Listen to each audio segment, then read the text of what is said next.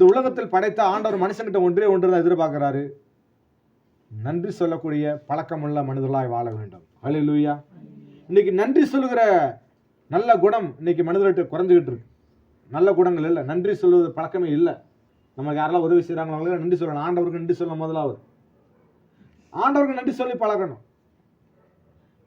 ஏன்னா ஆண்டவர் நம்மகிட்ட எதிர்பார்க்க ஒன்று தான், தேங்க்ஸ் சொன்னால் போதும். வேறு பெருசாக அவருக்கு நீங்கள் கொடுக்குற ஆஃபரிங்கில் பெருசாக ஒன்றும் இல்லை, தேங்க்ஸ் தான் பெருசு. நம்ம கொடுக்குற பணம், நம்ம கொடுக்குற வெகுமதிகளை காட்டிலும், நம்ம கொடுக்குற நன்மையை காட்டிலும், நன்கொடையை காட்டிலும் ஆண்டவரிடத்தில் ஆண்டவர் பார்த்து, ஆண்டவரே உமக்கு நன்றி அப்படின்னு ஒரு வார்த்தை அந்த வாயை திறந்து யார் சொல்கிறாங்களோ அதுதாங்க இந்த உலகத்தில் காஸ்ட்லியான காணிக்கை. லூக்கா 17:12. ஒரு கிராமத்தில் பிரவேசித்த போது குஷ்டரோகமுள்ள மனுஷர் 10 பேர் அவருக்கு எதிராக வந்து தூரத்திலே நின்று, இயேசு ஐயரே எங்களுக்கு இறங்கும் என்று சத்தமிட்டார்கள். ஒரு கிராமத்தில் இயேசு கிறிஸ்து பிரவேசிக்கிறார். அங்கே குஷ்டரோகமுள்ள மனிதர்கள் 10 பேர் அவருக்கு எதிராக வந்து தூரத்தில் நின்று, இயேசு ஐயரே எங்களுக்கு இறங்கும் என்று சத்தமிட்டார்கள். என்ன சொல்லி சத்தமிட்டாங்களா? இயேசு ஐயரே எங்களுக்கு இறங்கும். யார் கூப்பிட்டா? 10 குஷ்டரோகி. எத்தனை குஷ்டரோகி? 10 நபர்கள் கூப்பிடுறாங்க. இப்போ 10 பேர் எங்க நிற்கிறாங்க? தூரத்தில் நிற்கிறாங்க. எங்க நிற்கிறாங்க? தூரம். அன்னைக்கு குஷ்டரோகி வியாதி உள்ளவங்க என்ன ஊருக்குள்ள விட மாட்டாங்க, வீட்டுக்குள்ள விட மாட்டாங்க, ஊருக்குள்ள நுழையக்கூடாது. அவங்க ஊருக்கு ஒதுக்குப்புறத்தில் மலை அடிவாரங்களில், குகைகளில், கரடுகளில் தான் தங்கியிருப்பாங்க. ஊருக்குள்ள அவங்க வர்றதுக்கு அனுமதி இல்லை. நோய் குணமான நேரத்தில் உள்ள வர முடியும். மருத்துவம் இருந்தது, ஆனால் அந்த நோய் குணமாக்குறதுக்கு சரியான தீர்வுகள் இல்லாத ஒரு காலகட்டத்தில் இந்த 10 குஷ்டரோகிகளும் ஆண்டவராய் இயேசு கிறிஸ்துவை கேள்விப்பட்டு தூரத்தில் நின்று, இயேசு ஐயரே எங்களுக்கு இறங்கும் என்று சத்தமிட்டார்கள். எங்கள் மேல் இறக்க வையுங்க, எங்களை கொஞ்சம் எங்க கஷ்டத்தை பாருங்க. நாங்க ஒவ்வொருவரும் எங்களுக்கு குடும்பங்கள் இருக்கிறது, உறவுகள் இருக்கிறது. எங்க குடும்ப உறவுகளால் கைவிடப்பட்டு துரத்தப்பட்ட நிலைமையில ஒரு நோயாளியாய், குஷ்டரோகிகளாக இந்த உலகத்திலே நாங்கள் வாழ்ந்து கொண்டிருக்கிறோம். எங்க மேல் அன்பு வைக்க இந்த உலகத்தில் யாரும் இல்லை, எங்களை விசாரிக்க யாரும் கிடையாது. மழையிலும் வெயிலிலும் குளிரிலும் பனியிலும் நாங்கள் என்ன பண்ணிட்டு இருக்கிறோம்? வாழ்ந்து கொண்டிருக்கிறோம். எங்க நிலைமையை கொஞ்சம் நினைச்சு பாருங்கன்னு சொல்லி அவங்க தன் ஜீவன் போக தூரத்தில் நின்று சத்தமாய், எப்படி சத்தமாய் கூப்பிட்டாங்களாம். அப்ப ஆண்டவரை எவ்வளவு தூரம் தான் பலத்தை யூஸ் பண்ணி இந்த குஷ்டரோகிகளை கூப்பிட்றாங்க பாருங்க. பைபிள் ஒரு வசனம் இருக்கு, உன் தேவனாய கர்த்தரிடத்தில் முழு இருதயத்தோடும், முழு ஆத்மாவோடும், முழு பலத்தோடும், முழு மனதோடும் அன்பு கூறுவாயாக. என்ன சொல்லப்பட்டிருக்கு? முழு பலம், முழு மனசு. அரை மனசா ஆண்டவரை தேடக்கூடாது, அரை மனசா பைபிள் வாசிக்கக்கூடாது, அரை மனசா ஜெபிக்க கூடாது, அரை மனசா ஆராதிக்க கூடாது, முழுசா. அப்படின்னு என்ன தெரியுங்களா? நம்ம சுயம் சாகணும். என்ன ஒன்று? நம்ம சுயநலமற்றவளாக இருக்கணும். சுயநலம் இல்லாமல் இருந்தால் தான் அங்கே கபடமில்லாத அன்பு, கபடமில்லாத என்ன ஒரு எண்ணங்கள் உருவாகும். சுயநலம் இருக்கிறதுல நடிப்பாங்க, ஆளை பார்த்தான்னு நடிப்பாங்க சுயநலவாதிகள். ஆனால் சுயநலமற்றவங்க எப்பொழுதும் ஒரு மாதிரியாக இருப்பாங்க. குஷ்டரோகிகள் இயேசுவை நோக்கி, இயேசு ஐயரே எங்களுக்கு இறங்கும் என்றும் சத்தமிட்டார்கள். அவர்களை அவர் பார்த்து, நீங்கள் போய் ஆசாரியர்களுக்கு உங்களை காண்பீங்கள் என்றார். என்ன சொன்னாரா? நீங்கள் போய் என்ன பண்ணணும்? மெயின் ரோட்டில் அங்கே இருக்கு இல்லைங்களா, விகே வெளிச்சா மட்டும் அங்கே வளர்த்துறோம், மெயின் ரோடு இருக்கு. அந்த மெயின் ரோட்டில் இருந்து குஷ்டரோகியை கூப்பிடுறாங்க. ஏசு ஐயரே எங்களுக்கு இறங்கு. ஏசுனார் இங்கே நிற்கிறார், இந்த மேட்டில் நிற்கிறார், எங்களுக்கு இறங்கும் அப்படின்னு கூப்பிட்றாங்க. அவங்க என்ன நினச்சி கூப்பிட்டாங்கன்னு தெரியல. ஆனால் ஏசு என்ன சொல்கிறாருன்னா, நீங்கள் போய் என்ன பண்ணுங்க, ஆசாரியர்கிட்ட காட்டுங்க, ஆசாரியர் உங்களை செக் பண்ணுவாங்க உங்களோட உடம்பு வியாதி இருக்கா இல்லையான்னு சொல்லி.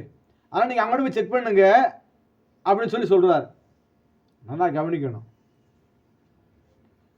நம்ம என்ன பண்ணுவோம்னா, என்னடா ஏசாமி கூப்பிட்டா வந்து தொட்டு பார்ப்பாரு, வந்து தலைமையில் கை வச்சு ஜெபம் பண்ணுவார், அப்படி எண்ணெயை தடை விடுவார், நோயெல்லாம் குணமாயிரும்னு கூப்பிட்டா பக்கத்தில் வந்து நிற்காம தூரத்தில் என்ன சொல்கிறாரு? நீங்கள் போய் ஆசாரிகளுக்கு உங்களை காண்பியுங்கள் என்றார். அந்தபடியே அவர்கள் போகையில் சுத்தமானார்கள். ஹல்லேலூயா. இவ்வளவுதான் விஷயமே. வார்த்தை குணமாக்கிறது, வார்த்தை குணமாக்குறது, கீழ்ப்படுதல் குணமாக்குறது. இயேசுநாதர் ஏன்னா கிட்ட வந்தாங்கன்னா பிரச்சனை, என்ன பிரச்சனை அப்படின்னாக்க ஊர் உலகண்டா அவருக்கு ஒன்றும் பிரச்சனை இல்லை, இயேசுநாதருக்கு பிரச்சனை கிடையாது. ஏன்னா இன்னொரு இடத்துல குஷ்டரோகி தொட்டி சுகம் தந்தார் பைபிள் இருக்கு. அவர் பார்ஷாலிட்டி பார்க்கல. இது அன்னைக்கு யூதர்கள் கூட இருக்கும்போது குறை சொல்லிக்கிட்டே இருப்பாங்க. எப்படா இயேசு தவறு செய்வார், எப்படா இவரை மாட்டி விடலாம், இவரை எப்படா குற்றப்படுத்தலான்னு இருப்பாங்க. அது இவங்களை வச்சுட்டு போய் குஷ்டரோகி தொட்டினா என்ன கதையாகும்? ஐயோ இவர் குஷ்டரோகி தொட்டிட்டாரே அப்படின்லாம் பண்ணுவாங்க. இயேசு ஓடி போயிடுவாங்க. புரியுதுங்களா? இவர் சந்தேக பெறுவீங்க. நீங்களே சந்தேகப்படலான்னு நினைக்கிறேன். கர்த்தருக்கு ஸ்தோத்திரம். ஹல்லேலூயா. பாருங்க, இயேசுநாதர் சொல்றாரு, நீங்க போய் என்ன பண்ணணும்? ஆசாரியர்களுக்கு காண்பீங்க. ஆசாரியர்னா பைபிள்ல பழைய ஏற்பாட்டுல தேவனுடைய ஆலயத்துல பணி செய்யக்கூடிய ஊழியக்காரங்க. ஊழியக்காரங்களுக்கு தான் தெரியும் யாருக்கு என்ன பிரச்சனைன்றத. அவங்ககிட்ட போய் இதை காட்டும் போது பைபிளில் நியாயப்பிரமாணத்தில் சொல்லப்பட்டிருக்கு. இந்த குஷ்டரோகம் எதனால் வந்தது? குஷ்டரோகத்தில் பல வகை இருக்குது, ஒரு வகை கிடையாது. குஷ்டரோகம்னா சாதாரண குஷ்டம் கிடையாது, பல குஷ்டம் இருக்குது. தலைமுடியில் சில சொட்டையாக இருக்குது இல்லையா, அது கூட குஷ்டரோகமா தெரியுமா உங்களுக்கு? பைபிள் இருக்குது. ஆனால் நம்ம தெரியாது. நாம் என்ன வழுக்க சொல்லுவோம், ஆனால் வழுக்க கிடையாது. அது ஒரு குஷ்டரோகம், அது ஒரு அப்படி அது வியாதி அப்படின்னா அது வியாதி கிடையாது, அது ஒரு குஷ்டரோகம். இது பல குஷ்டரோகங்கள் இருக்குங்க பைபிளில். பைபிள் நீங்கள் அதனால தான் நீங்கள் லேவியராகம் புத்தகம் வாட்சி, லேவியராகத்தில் புத்தகம் தான் அதிகமாக அதை பற்றி சொல்லப்பட்டிருக்கு நிறையா. அப்போ அந்தந்த நோய்க்கு என்னென்ன மருந்து என்பதை யார் சொல்லுவாங்க? ஊழிக்காரன் சொல்லுவாங்க. அதுக்கு என்ன மருந்து? ஜெபம் பண்ணுவாங்க, அதுக்கு பலி செலுத்துவாங்க ஆண்டவருக்கு. சில பற்றி சொல்லுவாங்க. அதன்படி அவர் வாழணும், அவங்க தான் தவற உணரணும். அதுக்காக ஆண்டவர் அதை பனிஷ்மெண்ட் பண்ணுறதுக்கு சில அனுப்புகிறார். ஆனால் இந்த ஆசாரத்தில் காண்பிக்க போகும்போது என்ன பண்ணாங்களாம்? நீங்கள் போய் ஆசாரிகளுக்கு உங்களை காண்பீர்கள் என்றார். அந்தபடி அவர்கள் போகையில் சுத்தமானாங்க. அவர்கள் போகையில் அங்கே போய் சுத்தமாகலை, போயிட்டு இருக்கும்போதே போயிடுச்சு. போயிட்டு இருக்கும்போதே நீங்கள் வீட்டுக்கு போகும்போது எல்லாம் போயிடும், உங்களை வீட்டு பிரச்சனை ஓடி போயிடும். ஹல்லேலூயா. நீங்கள் ஆண்டவர் சமூகத்தில் வந்துட்டு ஆராய்ச்சிட்டு நீங்கள் போயிட்டு இருக்கும்போதே எல்லா பிரச்சனையும் ஆண்டவர் மாற்றி போடுவார். அதனால் நீங்கள் எதிர்காலத்தை குறித்து பயப்பட வேண்டாம். அடுத்த வருஷம் என்ன நடக்க போது, இந்த வருஷம் எதுக்கு கவலைப்படாதீங்க. நீங்கள் ஆண்டோட வார்த்தைக்கு மட்டும் கீழ்ப்பிடிஞ்சு நடந்து பாருங்கள், ஆட்டோமேட்டிக்காக எல்லாம் மாறிடும். ஆட்டோமேட்டிக்காக அது எப்படி மாறுன்றது அது நீங்கள் நடந்துக்கிற போத்தில் இருக்குது. ஹல்லேலூயா. நீங்கள் சந்தேகப்பட்டீங்கன்னா அவ்வளோதான். சங்கடப்பட்டீங்களா, வருத்தம் என்ன போய் என்ன ஆசாரத்தில் காட்ட சொல்கிறாருன்னு சொல்லி வருத்தப்பட்டீங்கன்னா, அந்த 10 குஷ்டரோகிக என்னடா நம்மளை போய் அங்கோடு போக சொல்கிறாரு, அங்கோடு காட்ட சொல்கிறாரு, அவருக்கு வேலை இல்லையா, நம்ம நாளைக்கு போய்க்கலாம், அடுத்த வாரம் போய்க்கலாம் அப்படின்னு தள்ளி போட்டிருந்தா அங்கே கதை நடந்திருக்காரு. என்னது? அவங்களுக்கு விடுதலை சுகம் கிடச்சிருக்காரு. நம்ம நிறைய நேரங்கள் அப்படி அசால்ட்டாக இருக்கிறோம். அப்புறம் பார்த்துக்கலாம்.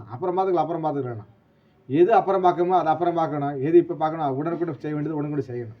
ஆண்டவர் என்ன சொன்னாரோ அது உடனே கீழ்ப்படி. இந்த குஷ்டரோகிகள் 10 பேரும் ஆண்டவர் சொன்ன வார்த்தையை கீழ்ப்படிஞ்சு ஆசாரிய இடத்துல காண்பிக்க போகும்போதே வியாதி என்ன ஆயிடுச்சு? குணமாயிடுச்சு, மறைஞ்சு போச்சு, வியாதி போயிடுச்சு. இயேசுநாதருடைய வார்த்தைக்கு அவ்வளோ வல்லமை இருக்கு. இன்னைக்கும் அவருடைய வார்த்தைக்கு வல்லமை இருக்கிறது. அந்த வார்த்தையை விசுவாசிச்சா உங்க வாழ்க்கையில பெரிய மாற்றத்தை கொண்டு வரும். அந்த வார்த்தையை நம்பினா உங்க குடும்பத்துல மாற்றத்தை தேவன் கொண்டு வருவார். பிரிந்து குடும்பங்கள் ஒன்று சேரும். இழந்த போனால் திரும்பி வருவாங்க. இழந்த போன சொத்துக்கள் திரும்பி வரும். எல்லாத்தையும் தேவன் திருப்பி தர வல்லவரா இருக்கிறார். இழந்த போன சுகம், இழந்த போன ஆரோக்கியம், இழந்த போன நிம்மதி, இழந்த போன எல்லாவற்றையும் தேவனால் திருப்பி தர முடியும். ஆனா அவர் எதிர்பார்க்க ஒன்றுதான், அவருடைய வார்த்தைக்கு கீழ்ப்படுத்து வாழ வேண்டும், அவர் சொன்னபடி நடக்க வேண்டும். ஆனா எனக்கு நிறைய சந்தேகம். என்னது? சந்தேகம் இருக்கிற இடத்துல நரக வாழ்க்கை தான். இந்த குஷ்டரோகிகள் சந்தேகப்படவே இல்லை. ஆண்டவர் வார்த்தைக்கு உடனே கீழ்ப்படிஞ்சு போகும்போது சுத்தமானார்களாம். 15வது வசனத்தை வாசிங்க யாராவது. அவர்களில் ஒருவன் தான் ஆரோக்கியமானதை கண்டு திரும்பி வந்து உரத்த சத்தத்தோடு தேவனை மகிமைப்படுத்தி, என்ன சொல்லப்பட்டிருக்கு? நல்லா கவனிச்சுக்காங்க. 10 பேர் என்ன பண்ணாங்க? குஷ்டரோகிகளா இருந்தாங்க. 10 பேரும் குணமாயிட்டாங்க. ஆனா அவர்கள் ஒருத்தர் மாத்திரம் என்ன பண்றான்? ஆரோக்கியமானதை கண்டு திரும்பி வந்து உரத்த சத்தத்தோட என்ன சொன்னா? தேவனை மகிமைப்படுத்தினான். தேவனை 10 பேரும் குணமாயிட்டாங்க. ஒருத்தர் என்ன பண்றான்? கடவுளை மகிமைப்படுத்துறான். மற்றவங்க எல்லாம் இப்படிதான் அந்த உலகம் இருக்கு. ஆண்டவரை தேடி வரவங்க ஒரு காலத்தில் அப்படி வைராக்கியாக வர்றாங்க. தேவைகள் வந்து நிறைவேறுச்சுன்னா அப்படியே நின்றுறாங்க, ஆராதனை விட்டு நின்றுறாங்க, சபைக்கு வருவதில்லை, தேவனை தேடுவதில்லை. ஏன்னா நான் கேட்டக்காரன் கிடச்சிருச்சுல்ல, பிள்ளை வரங்கிட்ட கடவுள் பிள்ளையை கொடுத்துட்டாரு, எனக்கு பிள்ளையை பார்க்குற டைம் சரியாக போச்சு, நான் வர முடியாது சர்ச்சுக்கு. என்ன பண்ண, எனக்கு வேலை கிடச்சிருச்சு, ஆனால் எனக்கு என்ன இல்லை, எனக்கு வேலை தான் முக்கியம், எனக்கு ஆண்டவர் முக்கியம் இல்லை. இன்னைக்கு உலகம் முழுவதும் எப்படி போயிட்டுருக்காங்க, அப்படி தான் போயிட்டுருக்காங்க. ஆனால் அந்த 10 குஷ்டரோகிகள் ஒருத்த மட்டும் என்ன பண்ண வந்து தேவனை உரத்த சத்தத்தோட மகிமைப்படுத்தினான். எவ்வளோ பெரிய ஒரு பாக்கியம் பாருங்க. ஒருத்தருக்கு தான் புரிஞ்சிருக்கு, எனக்கு ஆண்டவர் சுகம் கொடுத்தது, ஆண்டவர் தான் சுகம் கொடுத்தாரு அப்படின்னு. அப்போ பாருங்க 16 வசனம் தாசிங்க. இயேசுனுடைய பாதத்தருகே முகங்குப்புற விழுந்து அவருக்கு ஸ்தோத்திரம் செலுத்தினான். பாருங்க, இயேசுநாதர்கிட்ட தான் என்ன பண்ணாங்க, தன் பிரச்சனை சொன்னாங்க. இயேசுநாதர் சொன்னாரு, நீங்க போய் என்ன பண்ணணும், ஆசாரியத்துல காண்பீங்க அப்படின்னாரு. போகும்போது சுகமாயிடுச்சு.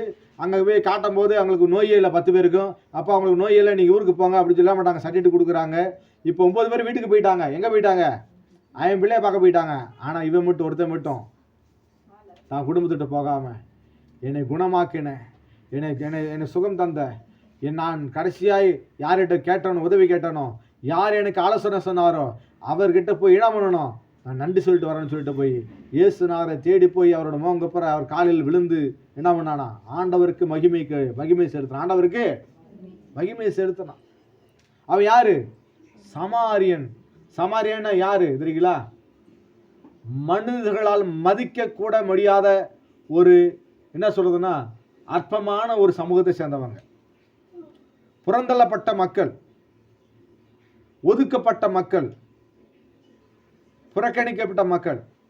அவங்க யாரோடய பழக முடியாது, அவங்களுக்கு தண்ணி கொடுக்க மாட்டாங்க, அவங்களை கூட யாருமே பேசக்கூடாது.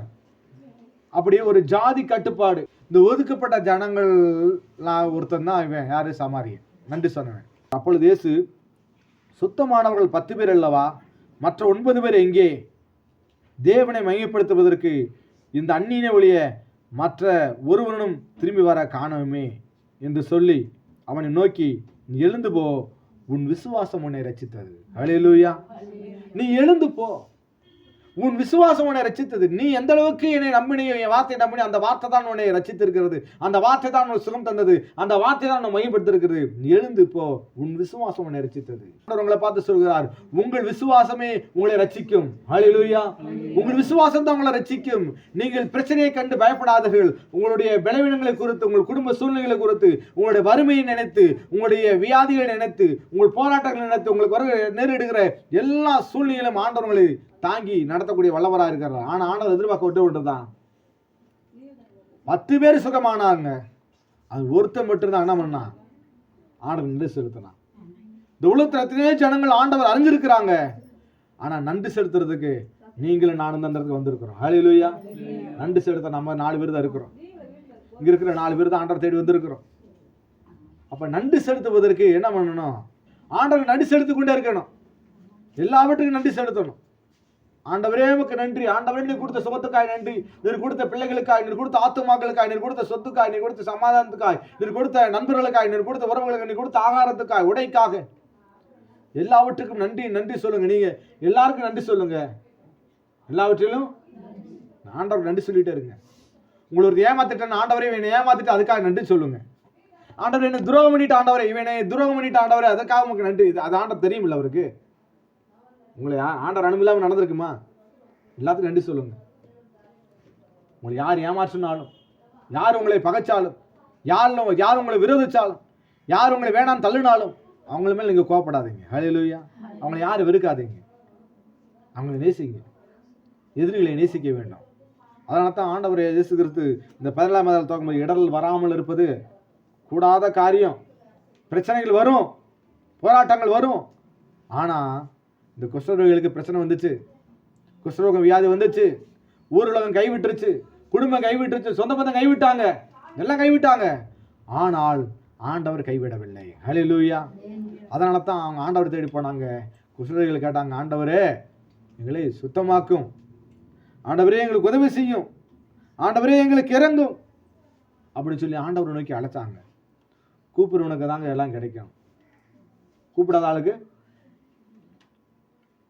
கூப்பிட்டா தான் கிடைக்கும். கூப்பிடாம இருந்துட்டு மௌனமாக இருந்துட்டு எல்லாம் கிடைச்சவனே கிடைக்காது. இப்போ கூப்பிட்டவங்க 10 பேர், சுகம் பெற்றவங்க 10 பேர் தான். ஆனால் ஒருத்தன் மட்டும்தான் ஆண்டவர் கொண்டு நின்று செலுத்தினா. அவனை பார்த்து ஆண்ட சொன்னார், நீ எழுந்து போப்பா, உன் விசுவாசம் உன்னை ரட்சித்தது. நீ எப்பவுமே விசுவாசத்தை விட்டுறாத, விசுவாசத்தில் அது உறுதியாக இரு. உன் விசுவாசம் உன்னை பாதுகாக்கும். மரணமே வந்தாலும் விசுவாசத்தை விட்டுறாத. இந்த உலகம் உன்னை வெறுத்தாலும் விசுவாசத்தை விட்டுறாத. உனக்கு தேவை விசுவாசம் தைக்கு. ஹல்லேலூயா. உங்கள் விசுவாசம் உங்களை பாதுகாக்கும். தேவனோட வார்த்தைக்கு நீங்கள் கீழ்ப்படுத்தி விசுவாசிச்சா மகிமையை பார்ப்பீங்க. அற்புதங்கள் நடக்கும். விசுவாசிக்கிறதுல நடக்கும். விசுவாசிக்கிறது ஒன்றும் நடக்காது. நீங்கள் விசுவாசத்தில் எது சொன்னாலும், மழையை பார்த்து பெயர்ந்து போக சொன்னால் அது பெயர்ந்து போயிடும். பிரச்சனை பார்த்து போன்னு சொன்னால் அந்த பிரச்சனை ஓடி போயிடும். விசுவாசத்தில் சொல்லி பழங்க, விசுவாசத்தில் வாழ்ந்து பழங்க. நமக்கு பேரே விசுவாசி. என்ன பேர்?